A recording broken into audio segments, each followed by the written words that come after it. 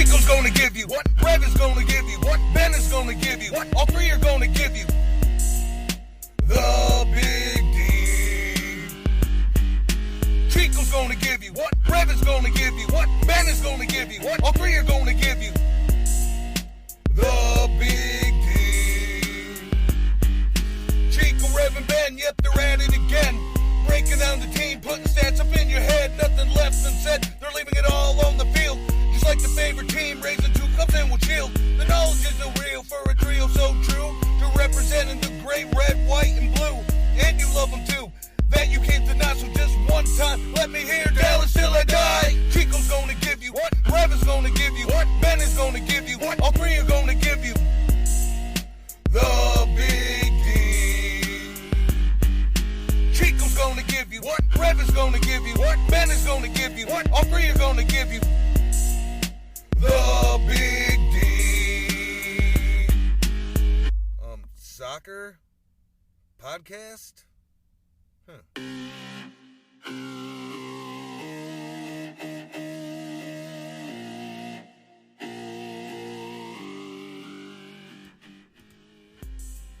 It's Big D After Dark on this Labor Day, celebrating our unions and our workers. Go get registered to vote. Go vote. Vote for fair wages and days off for everyone. But we have bad news to discuss tonight on Big D After Dark as we dissect FC Dallas's disappointing road loss to Real Salt Lake, a 3-2 result with 2 goals chipped in by Franco Jara and Jesus Ferreira on the road for Dallas. But the defense, once again, was disappointing. Is the playoff push over? What can FC Dallas do to pick themselves up? We'll discuss and get into a little United States men's national team talk as we take your questions and comments live here on Big D After Dark. Enjoy.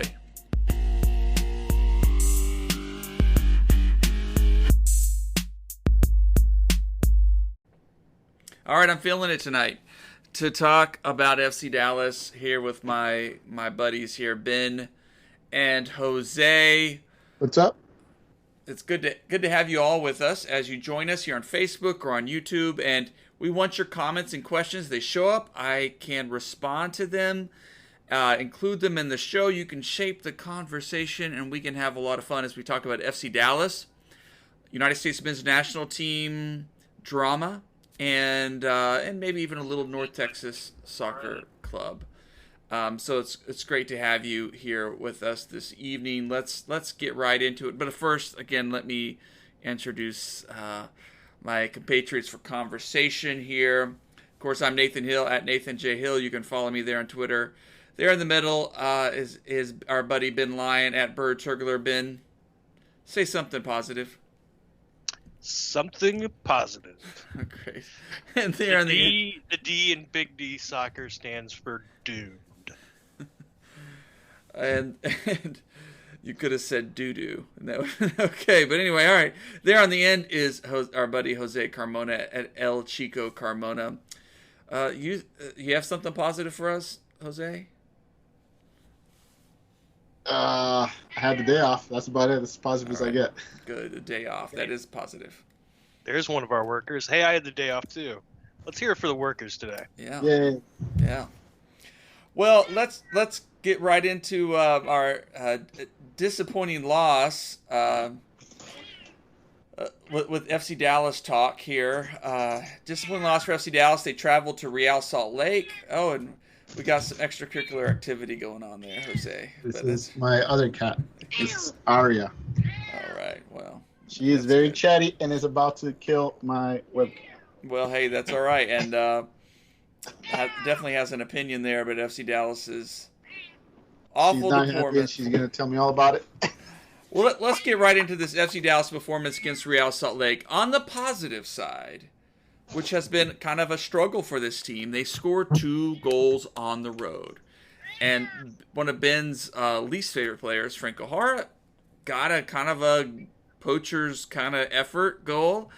And Jesus Ferreira had just a tremendous effort on his goal. But it wasn't enough as Real Salt Lake managed 3 goals past a Dallas defense that's still very much a work in progress. So what's your takeaways from this game? Is there something positive to take away, or is it just negative? Is it just disappointing? Jose, we'll start with you tonight. Well, it's a disappointment because there was at least a point to be had on the road there, and seeing, 2 goals go in that could have possibly been saved or stopped, off those rebounds. It just hurts, It especially when you get off to a 1-0 start with Hara scoring, which you never see, and you're like, oh my God, we've got a chance. And the team played well in the first half, and then they just couldn't. They just, the defense let us down. I mean, that right side with Tafari and Tuamasi, I mean, it was just the wrong week for them to struggle, So, and also, I'm not blaming it on them because, Cirillo and Cervania, who looked really good before, also struggled. And that was just a bad combination, and you don't have you had our backup goalkeeper there, and he just wasn't enough to snuff. So, well, I mean, he had 9 saves. I mean, well, yes, he did have 9 saves. I mean, you got to give him that, but still, you have to believe that the 2 of the goals that got past him could have been prevented, and I don't know. I don't want to blame it on him. I think it was overall we saw, Obrian struggle. That's not shocking. And Hara had an assist. Hara, after that goal, did little else. So, yeah. I mean, I think we all have to be pretty disappointed with the result because clearly we all thought we could have walked out of there with at least a point. Yeah, typically you score a couple of goals on the road. That's a good scenario for a point at least, but not to be. I mean, Ben, how would you rate this team? What would you take away from this match? Well, I took away from this match what my philosophy for any game like this where Hara starts, I just skip it. I had the game thread up, and it was like when I saw he scored, I was like, well, okay, I'm guessing it was a kind of a lucky goal, and they'll fall apart, and that's what happened. I mean, Ben's like false hope. I mean that was his first open play goal in any of his starts this year, and I mean, like I wasn't taking the bait. I couldn't do it. Because I mean, like I knew it would just lead to heartbreak, and you know what? I mean, it makes sense that the team gradually dwindled after that. Because Franco Jara is a 20-minute player. That's the best you can do. And so starting him in Salt Lake was a huge mistake, and basically giving away 2 points to start the game. So, that's my takeaway on the game. I'm glad I missed it. I hope he didn't start this weekend, but I mean it wouldn't matter anyway because I'm going to the OU game. All right. Okay. Well, I mean, how would you all rate Felipe? We've seen him now 2 games in a row. We know his loan was extended. He's a young prospect. He has had some buzz about him, but. Yeah, I mean, he looks the part, I guess, as much as we can say. Made some saves, but also, couldn't parry the ball away enough out of danger and left the team open to those rebounds. It's tough, right? It's tough. It's tough it feels harsh to rate the guy like, hey, he's not going to work out when he was thrust into this situation. But we don't know how much longer this is gonna, unfold, right? How much longer will the team need Felipe? Well, I mean, he's done what you want from a backup. I mean, he's looked solid. He's looked competent, and I mean, he shows flashes. I mean, like Ben said, 9 saves is nothing to laugh at. So yeah, he shows that potential. The question is he worth the rumored $2 million buyout? I don't think I've seen that. Mm-hmm. But I mean, yeah, excellent prospect, and if they can get him on a free or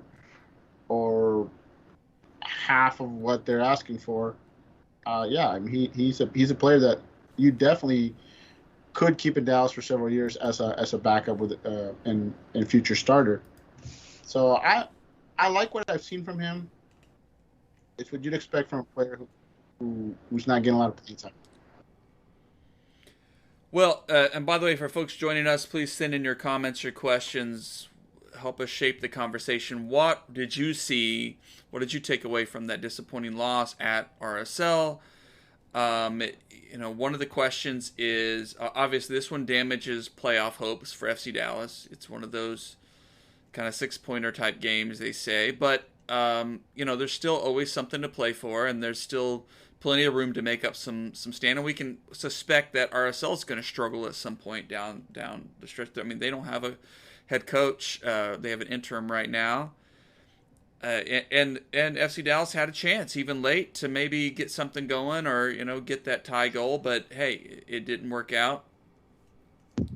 What are your guts right now? What do you, after this loss at RSL, Ben? Is FC Dallas a playoff team? Oh gosh, I mean, if they don't win this weekend, no, they're not. I didn't watch the game. I did watch the highlights though, and Jesus Ferreira is a baller. I mean, he has had a comeback season after, a definite sophomore slump last year. So I mean, he might be able to carry him over the hump this weekend. That would be pretty big deal. I mean, like, I don't see a way for them to make the playoffs if they don't take, the full 3 against San Jose. There are just too many people ahead of them, and that's one of them. You beat San Jose this weekend, and then, you leapfrog them, and now you're talking. Now you've got to bring back in, a couple teams instead of, 3. Or bring back in 3 teams instead of 4. So, starting to run out of time. Mm-hmm. Mm-hmm. Yeah, I agree. I mean, if they can get a result, maybe not necessarily 3, but you don't want to lose. You don't want to lose. You want to stay near the playoff line, and points are a must. And I think we have to be excited that Jesus looks to be in form. I mean, Jesus is tearing it up, and you have to wonder if that's the key. Getting Jesus in form. Hopefully, Pepi returns and doesn't lose any form, which is the big concern. Because if you have Jesus and Pepi both in form, the points will come. The concern for me is the wings. I mean, I know Ben and everyone else is, are down on Hara and stuff, but I mean, our wings completely disappeared against RSL. We got very little from O'Brien or from Paxton, that's because they're playing with Hara. It's probably not 100%, but I mean, O'Brien touched the ball like 22 times the entire match, and that's like Llama disappearing act right there, and you can't have that. You can't have that from your wings. So Chewy did the best he could to carry team over the line, but that's where you lose, where you miss someone like Pepi, comes in and takes the pressure off the wings, and they can operate because the defense is focusing on the hot hand, Mm-hmm.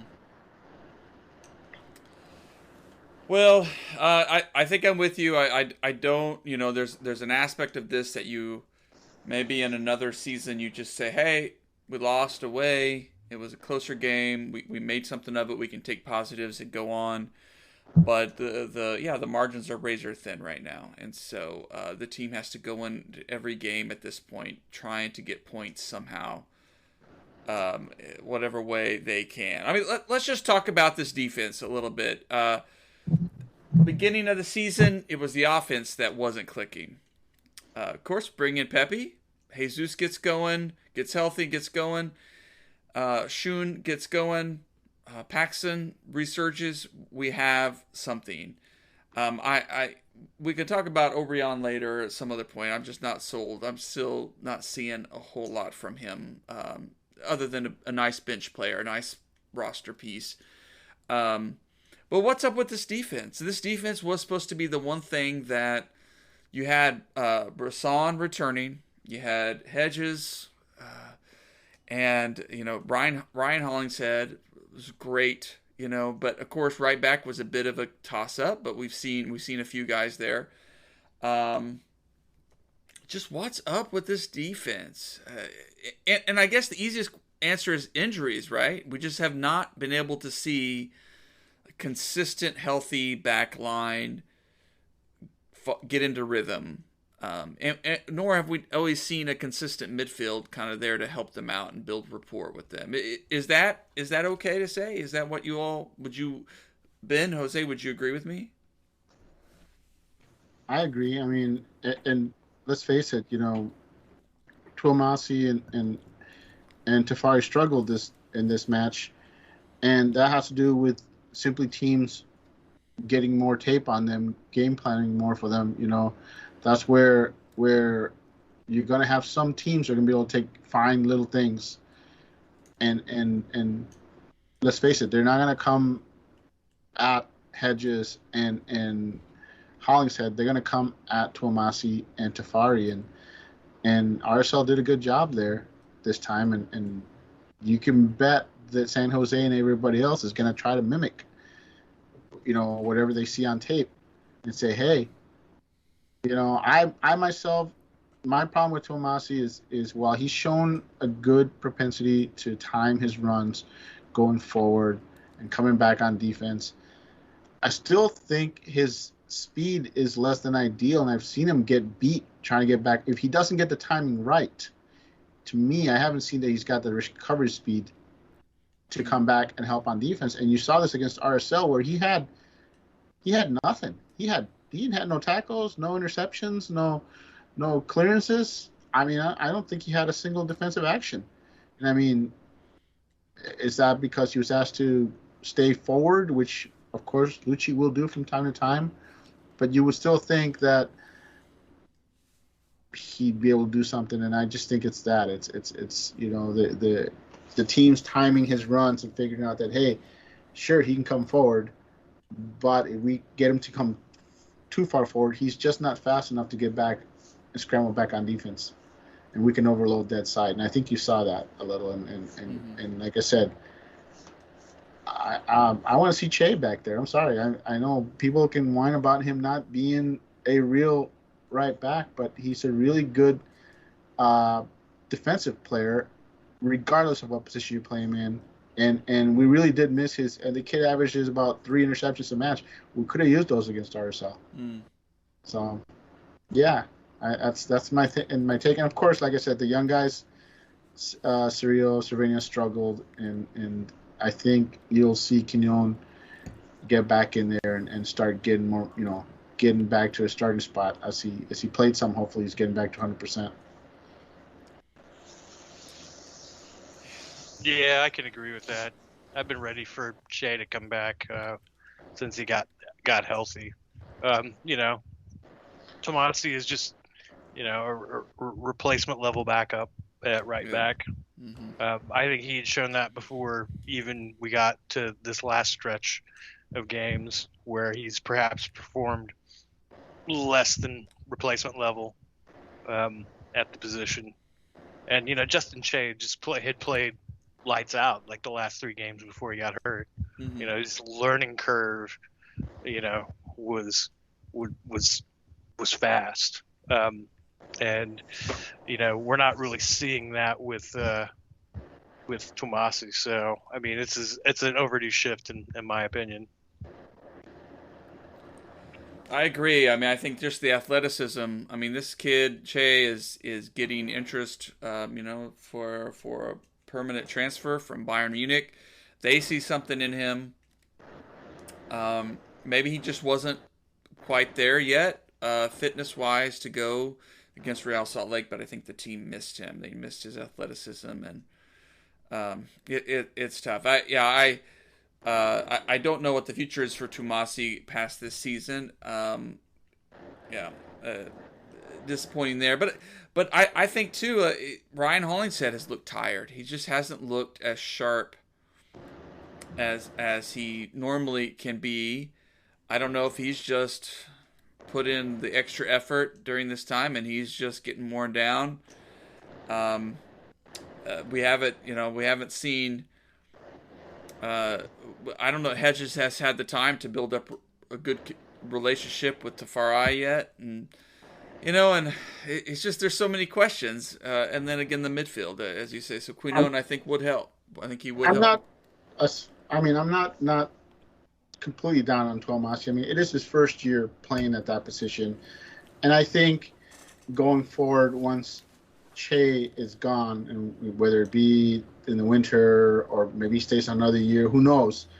I think Tomasi Munjoma will be your guys playing, competing at right back, and they're going to be serviceable right backs, but they're going to be your solid MLS type level players until guys like Colin Smith comes up and is given a shot to be the starter. Another freak athlete converted to right back, learning the ropes in North Texas, and eventually, once Che's gone, you can bet that they're going to want to bring in Colin Smith because that type of athlete speed combination at that position sells.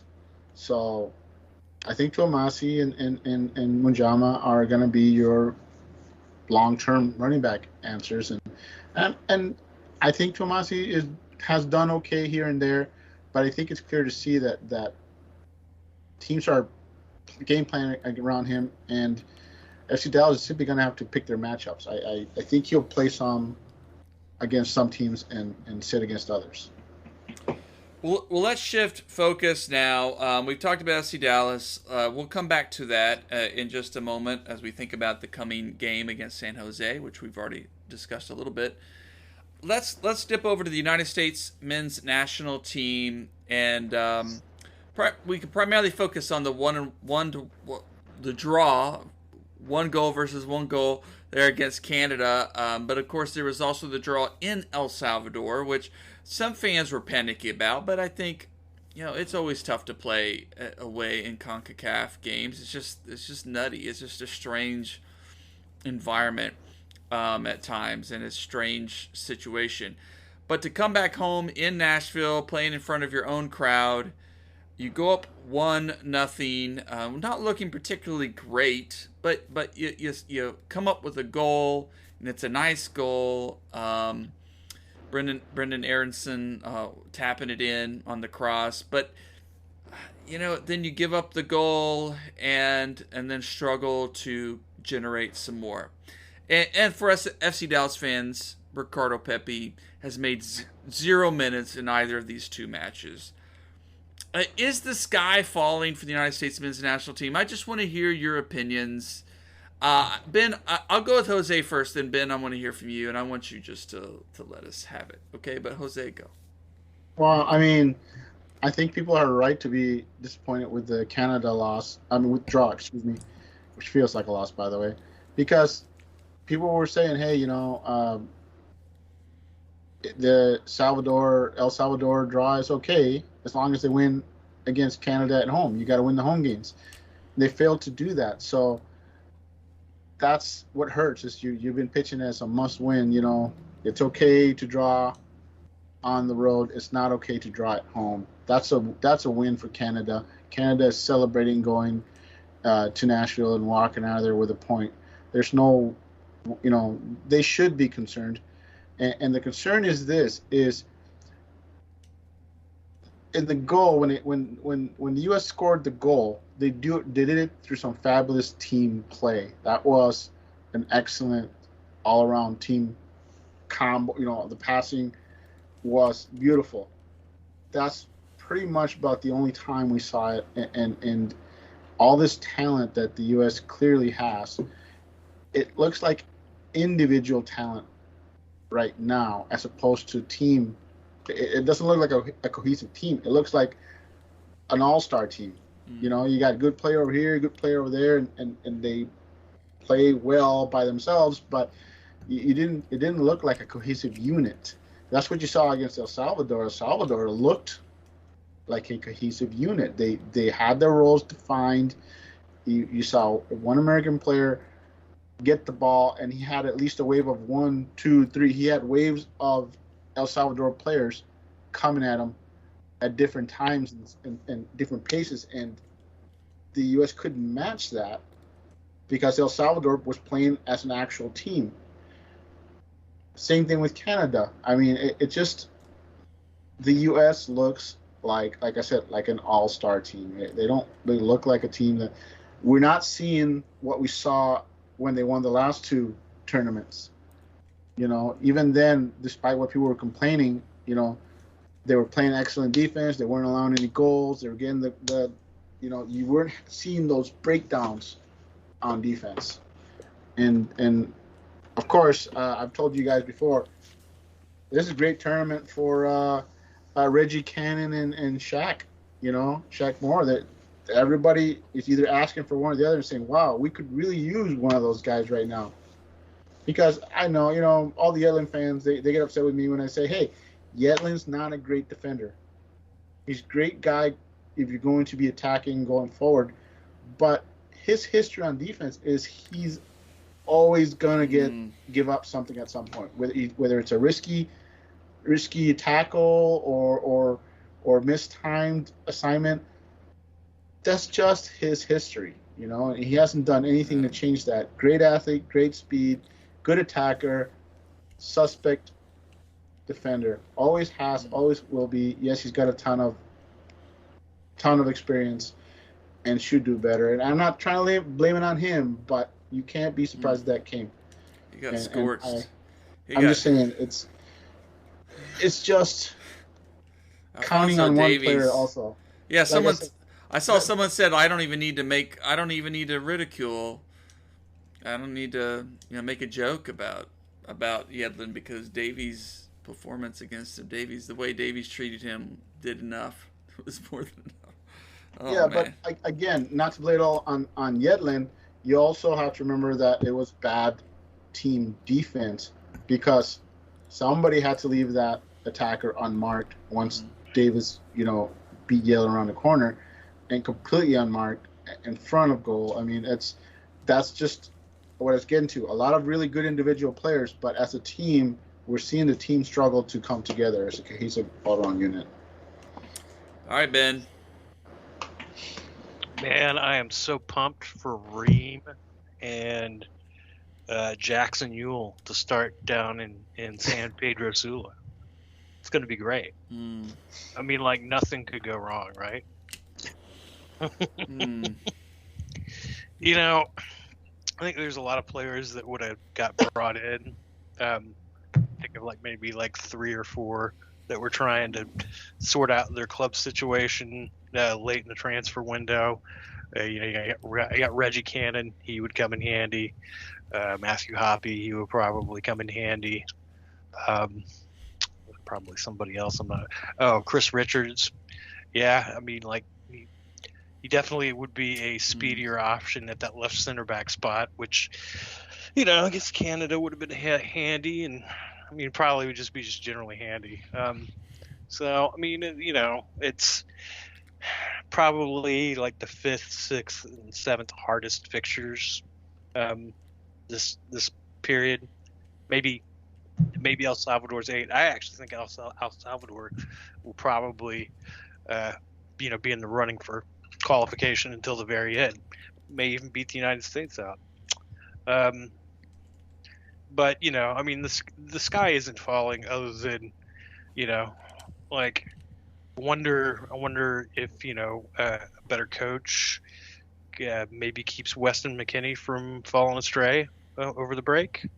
I wonder if a better coach wouldn't be calling in Jackson Ewell to replace McKennie and Reyna and Dest, because I mean, quite honestly, that just doesn't make any sense at all. I mean, absolutely 0 sense.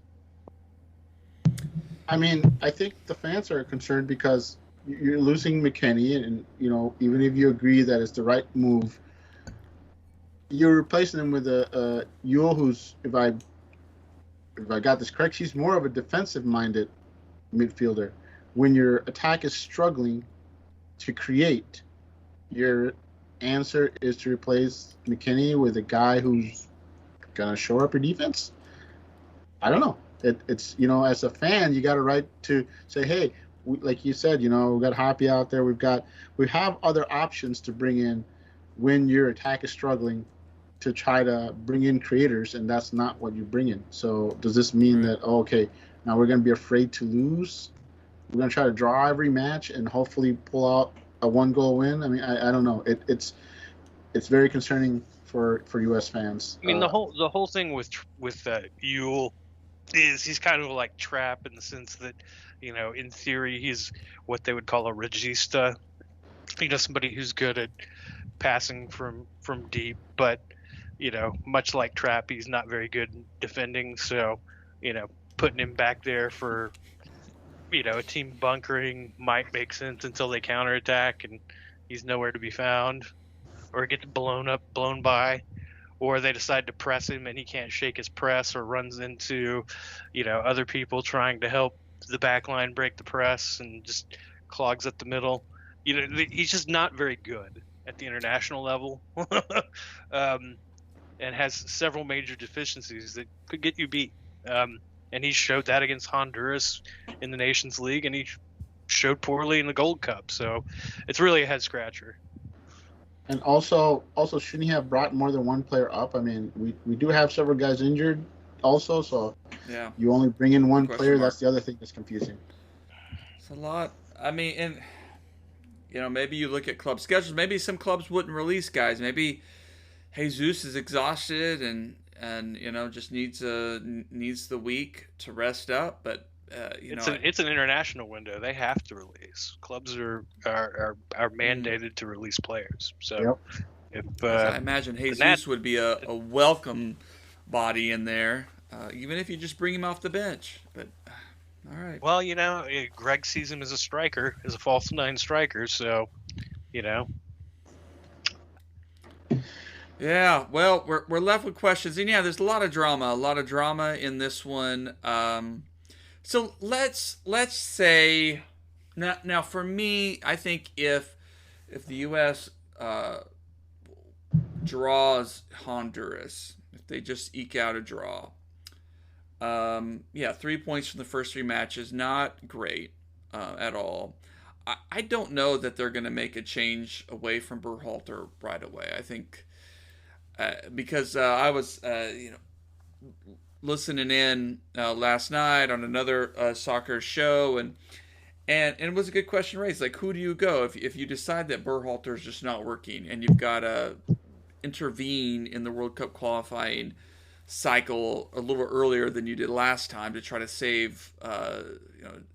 Who do you go to? Like, what Major League Soccer coach do you turn to? I mean, you're not going to go to Bruce Arena, and he wouldn't leave New England right now. Bob Bradley, maybe you pry him away from LAFC, but I'm not sure he's going to fix this. And LAFC haven't looked particularly great. I mean, Oscar Pereira, can you convince him to come? Is there an international coach? I thought it was a good question. What do you do if the U.S., especially if they lose against Honduras, what does U.S. soccer do about Berhalter? Well, I mean, I tell you what they're going to do, regardless win, lose, or draw. Berhalter's going to stay. I mean, if they do at any point make a coaching change, it will be almost certainly too late by the time they do. I've been saying it from the beginning. He wouldn't have been considered for the job if not for the fact that his brother ran the Fed, and because he had deep connections to the U.S. Federation. He didn't have any qualifications that made him stand out, other than, a mediocre run as the Columbus Crew head coach. His other coaching position was getting fired in the Swedish second division. So, yeah, that's their guy. They're going to stick with that and not want to lose face early on it. you know. And to his credit, it seems like the players like him. Now that could be just because the reporting is lazier now. But It's true. I mean, like, I don't know what to say. Like, don't count on a coaching change between now and November. Yeah, I have to agree with this simply because winning the Gold Cup, winning the Nations League has bottomed that pass. I think he'll be given every opportunity to go out there and earn the qualification, and he would literally have to blow it completely. For him to get removed, it's very simple. They failed to qualify, and then they have an excuse to get rid of him. But having won, Gold Cup and Nation League, and mind you, one of those tournaments they were clearly they ran out an inferior team and still won it. That's bottom get out of jail free card right now, and let's face it, he hasn't lost since I don't know when. So even though we're all panicking because they're draws, he still hasn't blown a game. Good point. So that's going to go a long ways, give him a lot of leeway, and they're simply going to say, hey, the next three after Honduras game, when we go at it again in October, you really, everyone's going to be harping on his lineup that he brings in, because they're going to say, hey, look at how even if they get a point at Honduras, everyone's going to be saying, look at your lineup, fix it. Some of those guys better not be called back. Well, if he can pull out a win at Honduras, obviously, a lot of the dissent will be quelled, and 5 points from 3 matches is, I think you Acceptable. Take it. Yeah, very acceptable. You take it. You're on track. I mean, it's a tough place to play. I mean, it's not impossible. My theory still is, you want to win, you start Pepi. I think Pepi is probably my preferred striker on the lineup. I like Pifok. Is that his name? I like some of the skills he brings in as his presence and stuff, but it just doesn't. The whole team. You're right. It's not clicking. So maybe there's a benefit. We don't want Pepi to get out there and struggle and lose confidence for a while. I don't know. But I'm going to say something about Pepi and why they should start him and whatnot, but I'm sure Pepi isn't really blowing him away in practice or anything like that. There's some players where you're like, even people that don't follow Dallas and see Pepi for the first time, they're like, this guy doesn't stand out. His hold-up plays and all that great. He's not really fast. And then he just scores. And he scores. And the one player that comes to mind, and he's not a similar player, just that he's a player that you say he's not that impressive, and he just scores. It makes me think of Wondolowski. Wando, who I've never been impressed with a guy, but he's going to score. Now, Pepi's a young guy, so he can elevate past that. But right now, I think that's what people are saying. Maybe he's not blown away in training. Who cares? Start the kid. The kid is a killer on the pitch, and he finds a way to put the ball in the net. He makes the most of his opportunities, and that's all you want from your striker. Forget about, is he the highest leaper? Is he the fastest, best athlete? No, he's your best scorer.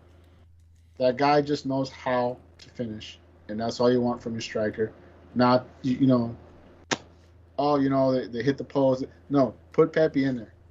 Mm-hmm. And I think that's the problem. And like I said, give him 10 minutes. Get him in there. Give him a shot. I was hoping. I was disappointed when the late. Everybody was. I'm sure. But it's like at that point, why not give the kid a shot? Mm-hmm. I mean, to go back to Greg Berhalter's deficiencies, which, believe me, there are plenty of them. Like, another one was that he was coming into this team that had like a new generation of players, a lot of young players. His track record with young players pretty much extended to Will Trapp, and that was it. But also, I want to add that a lot of those players in El Salvador appeared like they were, they played like a team that was playing a CONCACAF match for the first time. A lot of those, they're European. This and that. Honestly, they seemed a little shell shocked. In all honesty, and they better not play like that at Honduras. They're gonna get run out of the park. Yeah. So that's the one thing that I wanted to add is I was stunned by that. In all honesty, everybody's like, "Oh, Europe, much better players, much better stadiums." You gotta. CONCACAF is a whole different beast, and it's intimidating. It's intimidating. You've got hostile crowds, bad pitches, horrible weather. It is suffocating, and you have to learn to deal with it because the players that you're playing up against are right at home. Well, let's leave United States men's talk. We'll certainly have more to talk about next week along those lines, and hopefully it's good news. But for the U.S. program's sake, but let's go in. FC Dallas welcomes San Jose this weekend. We've already talked about how this is a must-win game. I think Pepi will be back. Barring him playing all 90 minutes, against Honduras or something, and just putting his body on the line. I think we're going to have Pepi back in the lineup, which will be a big boost. Maybe Shun as well. I'm not sure about his schedule, but these are the games which will test this team and how hungry they are to fight for a playoff spot. What do you guys think? It is I hate just to do predictions, but give me a sense of your gut feeling about this San Jose match. I think FC Dallas will find a way to get the 3 points. I don't think it's going to be pretty, but I think they can pull it off. And like you said, it's a must-win, not just because it's a home match, but because there's 3 road matches following this home match. So, I mean, it truly is a must-win match in every sense of the words. So I think for me as a fan, I'll be watching for that intensity. When you play a rival, when you play a key match, you want to see the players fired up and scrapping and scratching for everything. And I think Dallas will bring it, and I think they'll get the 3. Ben? I have to withhold judgment until I see whether Hara starts or not. I mean, that's it right there, right? If Hara starts, they're not going to win. My evidence is he started 9 games this year and they haven't won any of them. So that's pretty good bet, pretty solid bet. Take that to the bank. All right. Well, if Pepi if Pepi starts, yeah. All right. I'm with you. It doesn't have to be Pepi. It just has to be not Hara. Well, I'm with you. I'm with you. I think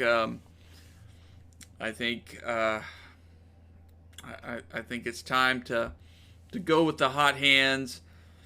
And O'Brien even unless you just don't have an option like Paxton needs to sit or Shun needs to sit. I want to see our youngest and players at work again. I hope Quinone gets a start as well. I hope Brian Acosta picks up a knock. All right, anyway. Ben's right there with you. I can tell you that. After the last 2 weeks, I'm not so sure. Yeah, well, you're right. I mean, just take him off set pieces for Christ's sake. He's no good at them. Mm-hmm. That's it. That's all I ask. Hopefully, Jim and Mara gets healthy. We need some guys to get healthy, and we'll see and put together a complete performance and get this team back on track. There's still time. Well, in North Texas SC, we talked about it's not a great weekend for FC Dallas fans and North Texas fans. North Texas SC at home managed only a draw.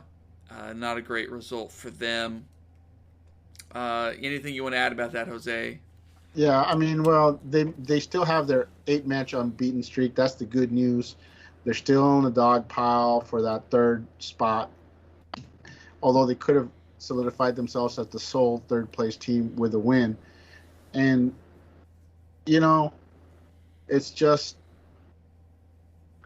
I think Tucson was they came in on a 3-match winning streak, and they have gotten a draw at North Texas before.